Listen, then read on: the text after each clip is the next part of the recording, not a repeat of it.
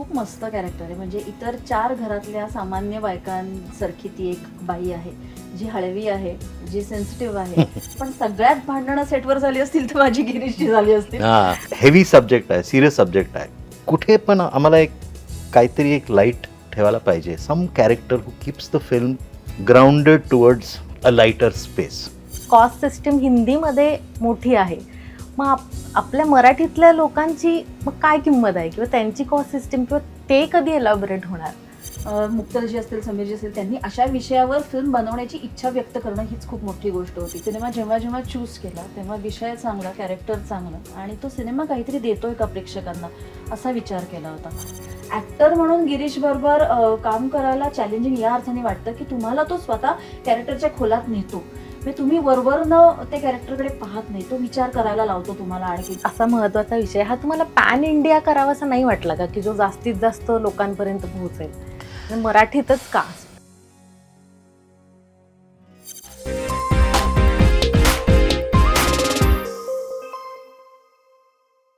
नमस्कार, मित्र म्हणे लाईमलाईटमध्ये सगळ्यांचं स्वागत. सध्या लाईमलाईटमध्ये एका नव्या सिनेमाची चर्चा आहे. सिनेमाचं नाव आहे बाप्या.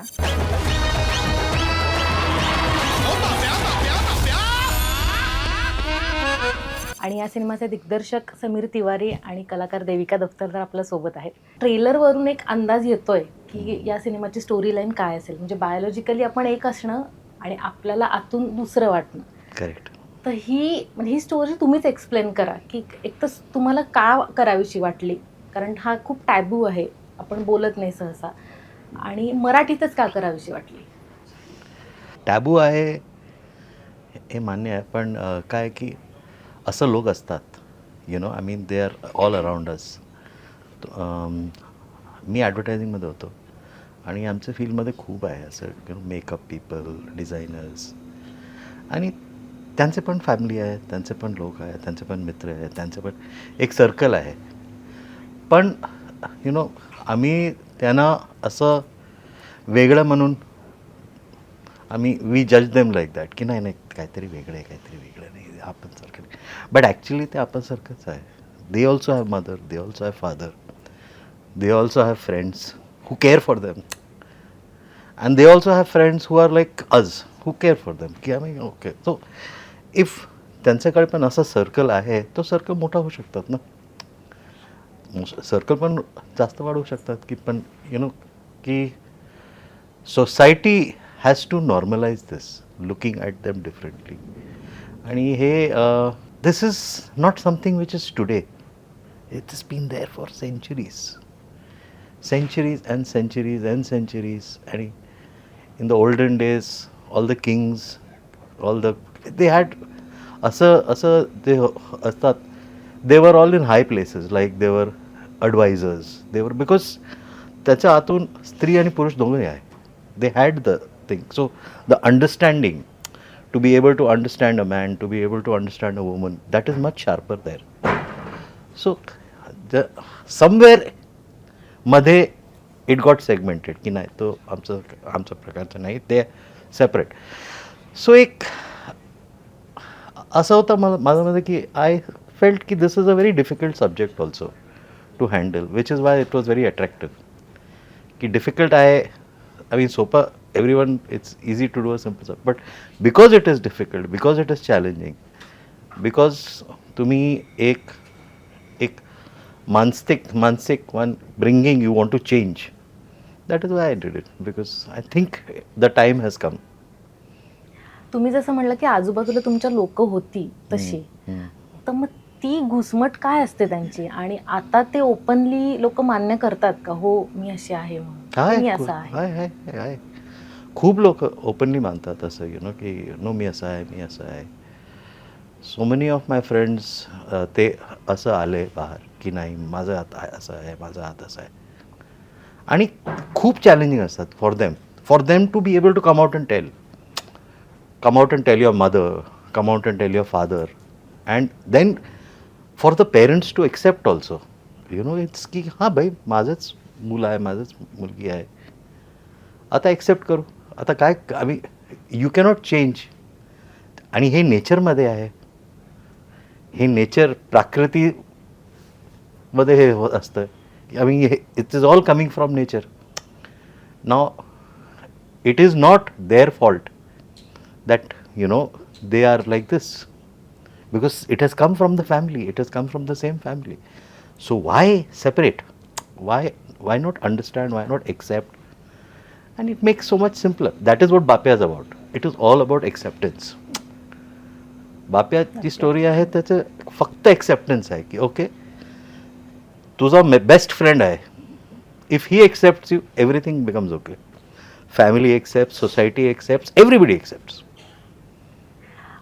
देविका मॅडम, की तुमचे आत्तापर्यंतचे सिनेमे आणि त्याचा प्रेक्षक वर्ग खूप वेगळा होता, तर ही भूमिका निवडणं मागचं कारण काय? आणि नाळ नंतर आता तुम्ही थोडंसं कमर्शियल आणि जे सामान्य लोकांपर्यंत पोहोचतील अशा सिनेमांकडे बघायला लागलात का? खरं म्हणजे कमर्शियल नॉन कमर्शियल असा कधीच विचार केला नव्हता आत्तापर्यंत मी सिनेमा घेताना. सिनेमा जेव्हा जेव्हा चूज केला तेव्हा विषय चांगला, कॅरेक्टर चांगलं आणि तो सिनेमा काहीतरी देतोय का प्रेक्षकांना असा विचार केला होता. बाप्या घ्यायच्या मागचं कारण तेच होतं. समीरजींचा जेव्हा मला फोन आला की अशी स्टोरी आहे, तेव्हा मी इतकी एक्साइट झाले होते. मी म्हटलं छोटा रोल असेल, काही असेल, but I want to be a part of this film. कारण ही फिल्म काहीतरी वेगळा विषय मांडतीये. आत्तापर्यंत मराठीमध्ये हा विषय कुणीही हँडल केलेला नाही आणि मला असं वाटलं की इतकं सेन्सिटिव्हली, शिवाय एंटरटेनमेंट पद्धतीने ह्युमरसली एवढा चांगला विषय मांडणं हे फारच महत्त्वाचं होतं. तर ते स्क्रिप्ट, ती स्टोरी ऐकल्यानंतर मला असं वाटलं की I have to be a part of this film, कारण काहीतरी चांगलं मांडणार आहोत प्रेक्षकांसमोर. ती फिल्म कमर्शियल असणार आहे का? ती फिल्मचा किती पोचेल लोकांपर्यंत? त्या फिल्ममधनं आपल्याला काही फायदा होईल का? हा विचार करून मी कधीही कुठलीही प्रोजेक्ट घेतलेला नाही आणि ही फिल्मही तशी घेतली नाही. तर फॉर्च्युनेटली चांगलं कास्टिंग आहे या फिल्मचं. समीरजींनी विषय इतका सुंदर हँडल केला आहे. मुक्तलजी असतील, समीरजी असतील, त्यांनी अशा विषयावर फिल्म बनवण्याची इच्छा व्यक्त करणं हीच खूप मोठी गोष्ट होती. आणि एक सेन्सिटिव्ह ऑडियन्स म्हणून, एक सेन्सिटिव्ह ॲक्टर म्हणून it was my duty to be a part of this film असं मला वाटतं. त्यामुळे अर्थातच चूज केला हा विषय. तुमच्या कॅरेक्टरबद्दल म्हणजे काय सांगाल? याच्यात दिसतंय की तुम्ही गिरीश कुलकर्णी यांच्या दुसऱ्या पत्नी आहात, पण त्या पलीकडे सुद्धा अशा एका माणसाची पत्नी होणं आणि ते कॅरेक्टर कसं होतं आणि त्याची प्रोसेस कशी होती? खूप मस्त कॅरेक्टर आहे. म्हणजे इतर 4 घरातल्या सामान्य बायकांसारखी ती एक बाई आहे, जी हळवी आहे, जी सेन्सिटिव्ह आहे, जी म्हणलं तर तिच्याकडे एक प्रेमळपणा आहे, पण तरीही काही प्रमाणामध्ये या सगळ्या विषयाचं अज्ञान आहे. त्यामुळे जेव्हा फार मी स्टोरी रिव्हील करत नाही, पण तिच्या नवऱ्याची कोणीतरी एक मित्र म्हण, काही म्हण, की जो असा काहीतरी पहिले स्त्री होता आणि नंतर आता पुरुष बनून आलाय. मला एक सांगा, नाही तुम्ही आधी स्त्री होतात, आता पुरुष झालात, अशी अदलाबदली करता येते? त्यानंतर तिच्या मनात जी काही इन्सिक्युरिटी, तिच्या मनातली एक जेलसी, तिच्या मनातले प्रश्न, हे सगळे बाहेर येतात. तर त्यामुळे ती कॅरेक्टर ही खूप सामान्य मध्यमवर्गीय घरातल्या अनेक स्त्रियांना आयडेंटिफाय होईल अशी कॅरेक्टर आहे, की बाबा नेमकं हे प्रकरण काय आहे. मग आता माझ्या नवऱ्याची मैत्रीण आली आहे, तर मग तो पुन्हा तिच्याकडे जाणार का? मग मला सोडणार का? मग नेमकं ती बाई माझ्याशी कसं नातं तयार केलं? असे अनेक प्रश्न तिच्या मनामध्ये आहेत. सगळे सांगतच होते की तुम्ही फक्त शैलजावर प्रेम केलं. चप्पल घाल. विशू काय चाललंय? कुठं निघालाय? म्हणजे काय ते स्पष्ट बोला ना. काय तू येते का नाही माझ्याबरोबर? हा, आणि त्यामुळे तयार झालेलं तो सगळा गुंता, असं ते संपूर्ण कॅरेक्टर आहे. समीर सर, देविका मॅडम झाले, गिरीश कुलकर्णी, राजश्री देशपांडे, हे ना वेगवेगळ्या पॅलेटचे कलाकार आहेत. एक तर त्यांना एकत्र कसं आणलं तुमच्यासाठी आणि तुमचं असोसिएशन, तुमचं असं काही वेगळं क्रिएशन झालं का या वेगवेगळ्या लोकांबरोबर, कलाकारांबरोबर? सो देविकाजी आणि मी 2022मध्ये अप्रोच केलं होतं. 2022 फर्स्ट स्क्रिप्ट, माझा फर्स्ट स्क्रिप्ट होता. त्यांनी वाचलं आणि त्यांनी मला सांगितलं, समीर खूप छान आहे, मला करायचं आहे. Sir okay. 2 वर्ष गेले असंच स्क्रिप्टला रिवर्क, प्रोड्युसर शोधायचं, हे सगळं करत. पण ती होती. Every time I reached out, ma'am little more time, या यू गेट, आपण करूया. She was like that. So माझं मनात हेच होतं की हे रोलसाठी देविका मॅमच आहे. अजून I am not looking any further. कारण त्यामध्ये मला एक खूप एक ह्यांचा रोल नालमध्ये जे होता, I had really liked her in Nal. Soul of Nal. She was really soul of Nal and very soft, very emotional. I thought, yes, my character, Vishaka अशीच आहे, पण थोडी मंद पण आहे, अशीच आहे आणि थोडी मंद, अजून स्वीट आहे. I mean she is very sweet, very simple. गावात एकदम मस्त स्वीट, सिम्पल, इन्सिक्युअर, खूप इन्सिक्युअर, थोडी मंद अशी आहे. I said no, she'll be perfect. आणि she was good for it. And then Girish sir was always there. And getting Rajeshri took time because we went through different actors, meeting up with different actors. Finally Rajeshri आली आणि it felt just सगळं almost fell through, everything fell in place. So आणि अजून खूप खूप चांगले actors आहे. श्रीकांत जाधव आहे, वर्षा दानले आहे, गौरी आहे, आनंद आहे, खूप चांगले चांगले ॲक्टर्स आहे. माझं यंग कास्ट, आर्यन मेंगी, श्रावणी अभंग आणि Atharva Fadnavis, very good actors. So सगळे ॲक्टर्स त्यांच्या रोलसाठी परफेक्ट फिट झाले. आणि अजून लहानपण आहे, 2 नवीन कास्टिंग आहे. रक्षा जो राजश्रीचं यंगर रोल करते, वैभव जो गिरीश सरचं यंगर रोल करत आहे, हे 2 फर्स्ट टाइमर्स आहे आणि खूप मस्त काम केलं. रक्षाला तो मी रेकी करत होतं दापोलीमध्ये कॉलेजचं, आणि मला रक्षा तिकडे दिसली. तो माझा असोसिएट असं शूट करत होता, मला दिसली असं. असं हे तो बघ तिकडे बघ, तो मुलगीला बघ, आणि रक्षा असं आली, असं कॅमेरामध्ये बघितली आणि ती गेली. असं जस्ट सी हर. तर we went to her classroom आणि ती बसली होती. तो माझा असोसिएटमध्ये विक्रांत, माझा को रायटर पण आहे. सर विचारू का? सर नाही विचारू, प्रिन्सिपलला विचारू. So we asked the principal की we like this girl, can we speak to her for a role? He said yeah, speak. So we asked her. She said, yeah. I said, no, you don't say yes. Ask your parents first. करणार काय? She spoke to her and yeah, she worked out. Very good actor. मला गिरीश आणि Shrikant 2 actors जे या फिल्ममध्ये आहेत, त्यांच्याशी माझी मैत्री खूप वर्षांपूर्वीची आहे. म्हणजे अगदी मी कॉलेजमध्ये असल्यापासून गिरीशला ओळखते, खूप पूर्वी गिरीशबरोबर कामं केली होती. तसंच श्रीकांत हा खूप जवळचा मित्र आहे माझा. त्यामुळे त्यांच्याबरोबर प्रॉब्लेम होता पण आणि नव्हता पण. म्हणजे मित्र म्हणून ते खूप जवळचे होते, पण सगळ्यात भांडणं सेटवर झाली असतील तर माझी गिरीशची झाली असतील. कारण कॅरेक्टरवर आम्ही खूप चर्चा करायचो. म्हणजे समीर जी असतील, गिरीश असेल, मी असेल, नाही मग ती असं नाही वागणार, मग गिरीश म्हणायचं नाही ती अशीच वागेल, मग मी म्हणायची नाही गिरीश तू तिला असं नको वागू देऊ, तिचा एक वेगळा विचार आहे. तर अशी भांडणं खूप झाली गिरीशची आणि त्याच्यात मजा होती. त्याच्यातून फायनली जे तयार झालं ते तयार झालं. त्यामुळे गिरीश आणि यांचा प्रॉब्लेम होता. राजेश्रीशी माझी पहिल्यांदा ओळख झाली या फिल्मच्या निमित्ताने. शी इज अ वंडरफुल पर्सन. ती खूप चांगली ॲक्टर आहे आणि त्या 2 गोष्टींनी तिच्याशी पटकन कनेक्ट मला होता आलं. नाही तर मला अशी भीती वाटत, म्हणजे जनरली तुम्हाला दुसऱ्या ॲक्ट्रेसशी तुम्ही कनेक्ट किती व्हाल याची भीती वाटतच असते, पण तिच्या बाबतीत तो प्रश्न आला नाही. आणि तिच्याबरोबर सीन्सही माझे तसे कमी आहेत. जे काही मेजर आहे ते गिरीश आणि आमची फॅमिली असे सीन्स आहेत, त्यामुळे ते सोपं आणि अवघड असं दोन्ही करत त्यांच्याशी ट्युनिंग झालं सगळ्यांशी. असा महत्वाचा विषय हा तुम्हाला पॅन इंडिया करावासा नाही वाटला का, की जो जास्तीत जास्त लोकांपर्यंत पोहोचेल? मराठीतच का? मराठीच का? बिकॉज आय थिंक हे फिल्म मला असं वाटतं की मराठीमध्ये प्रेक्षकांना आवडेल आणि केरळामध्ये. हे 2 असं स्टेट्स आहे जिथे चांगले स्टोरीज वर्क करतात.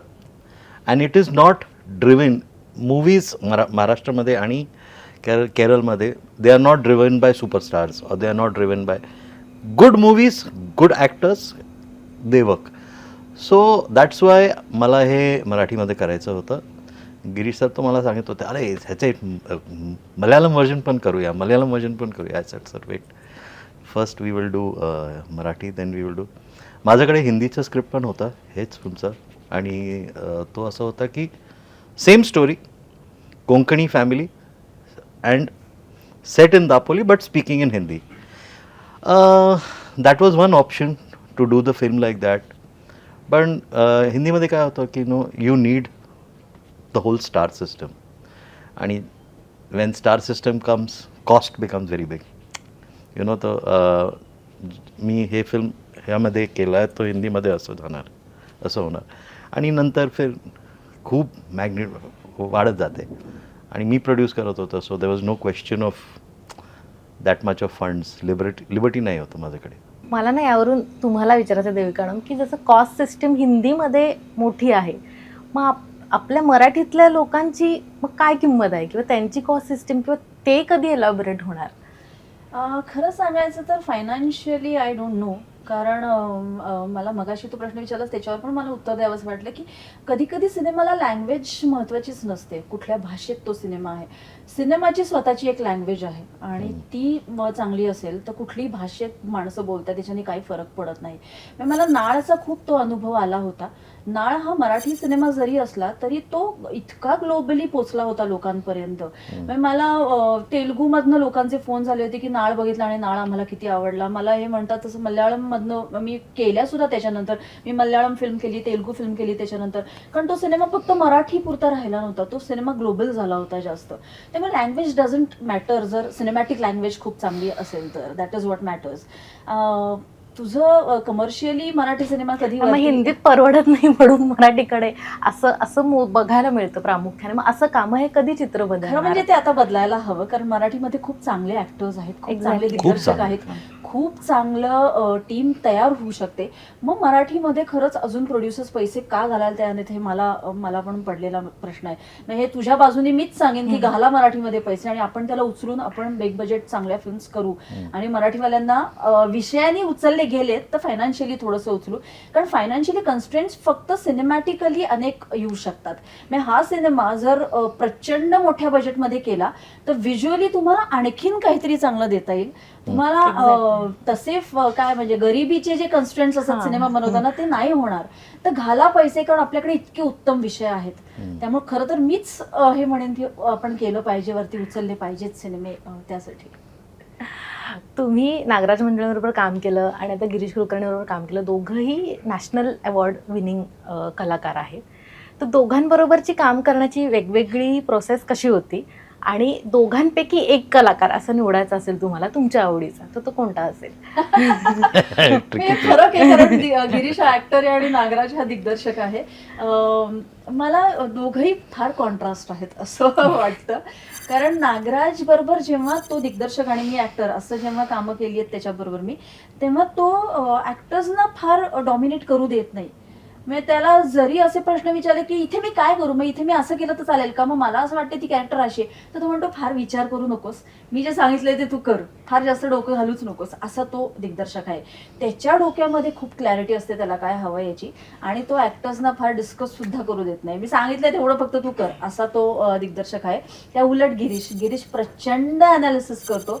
गिरीश प्रचंड खोलात शिरून नाही ते असं नाही वागणार, मग ते असं करून बघ, मग ते तसं करून बघ, मग इथे तो असंच वागेल, मग तिथे तो तसंच वागेल, मग तू चुकीचं करते, असं इतका त्याचा गिरीश अनालिसिस करेल.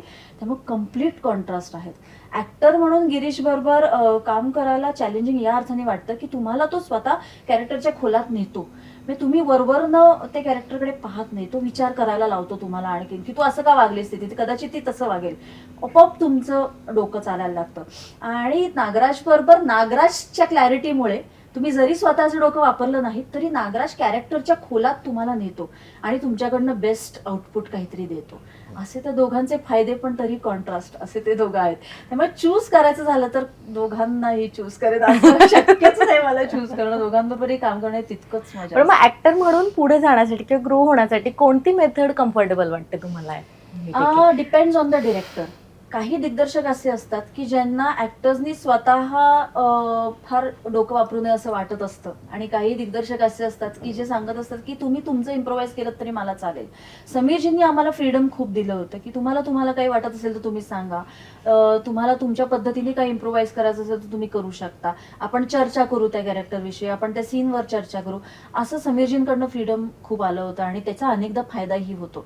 नागराज सारख्या दिग्दर्शकांच्या बाबतीत त्या दिग्दर्शकाला जर खूप क्लॅरिटी असेल तर तुम्हाला फायदा होतोच त्याचा, कारण तो दिग्दर्शक खूप काय त्यांनी त्याचा खूप अभ्यास केलेला असतो. त्यामुळे डिपेंड्स, म्हणजे तो दिग्दर्शक कसा आहे आणि त्याच्यानुसार आपल्याला थोडंसं ऍक्टर म्हणून मोल्ड करत काम करावं लागतं असं मला वाटतं. तर हा विषय असा आहे ना की कधीही ते थिन लाईन आहे की त्याचा हसही होऊ शकतो किंवा हे पण होऊ शकतं. तर ती क्लॅरिटी तुम्ही कशी ठेवली डोक्यात? स्क्रिप्टमध्ये आणि तुम्हाला ट्रोल व्हायची भीती वाटली नाही का? हो, आता पण आहे ना तो. असं काय नाही तो स्क्रिप्टमध्ये आम्ही खूप क्लिअर होतं की ह्या फिल्ममध्ये एक थिन लाईन आहे, जास्त नाही करायचं आणि कमी पण नाही करायचं. It's like normal everyday life. Sai Paranjpe films, Hrishikesh Mukherjee films, तो माझा पिचिंगचा होता की आम्ही इथेच राहणार, हे तर जास्ती नाही जाणार आणि कमी पण नाही जाणार. Plate very real slice of life, जास्ती ॲक्टिंग नाही, नो ॲक्टिंग. पूर्ण फिल्ममध्ये फक्त एक कॅरेक्टर जो जास्ती करतं ह्यांची आई वर्षा, यु नो. पण तो कॅरेक्टर पण तसाच आहे. शिव काय चाललंय कुठं निघालाय म्हणजे काय ते स्पष्ट बोला ना काय. तू येते का नाही माझ्याबरोबर? हा, she is like a very very loud character. त्याचं लेखणी पण तसंच होतं की शी इज ओव्हर ड्रॅमॅटिक. तो फक्त एक कॅरेक्टर होता आणि दोन मुलगी ह्यांची, because they are always with aaji and so they pick up what how aaji is, so they are also it's little in that space. Rest of the characters pitching was all very very thing. And तो track पण आम्ही असं हेचसाठी ठेवलं होतं की okay just heavy subject आहे, serious subject आहे, कुठे पण आम्हाला एक काहीतरी एक लाईट ठेवायला पाहिजे. Some character who keeps the film grounded towards a lighter space. आता otherwise every character is going very heavy, every character has darkness, every character has strong emotions. So हे दोन कॅरेक्टर्स आम्ही, हे तीन कॅरेक्टर्स होते which वर balancing out the film. Constantly एक काहीतरी सिरियसही न होतं आणि ह्यांच्याबरोबर बिकॉज ऑफ दॅम थोडं लाईट होतं आणि सिरियस आणि थोडं असं एक टोनल शिफ्ट परत परत आम्ही केलं होतं इंटेन्शनली स्क्रिप्टमध्ये. आणि गिरीश सर आणि मी खूप डिस्कस करायचे, अरे ह्याचं काय, why do we need this, why do we need comedy, why do we need comedy. असं सर ठेवा, ऑडियन्सला आवडणार. बिकॉज तुम्ही 2.5 तास ती film you know tension and heavy इमोशनमध्ये नाही बघू शकतात. You want you want to take a medicine. आईने तुम्हाला काय दिलं मेडिसिन, तुम्हाला काहीतरी गोड पण द्यायचं आहे त्याच्याबरोबर, तो it goes down better. It's like that. खूप खूप धन्यवाद आणि खूप खूप शुभेच्छा तुम्हाला सिनेमासाठी. तर 15 मेला हा सिनेमा येतोय, तर सगळ्यांनी सिनेमागृहात जाऊन नक्की बघा. थँक्यू. थँक्यू. थँक्यू.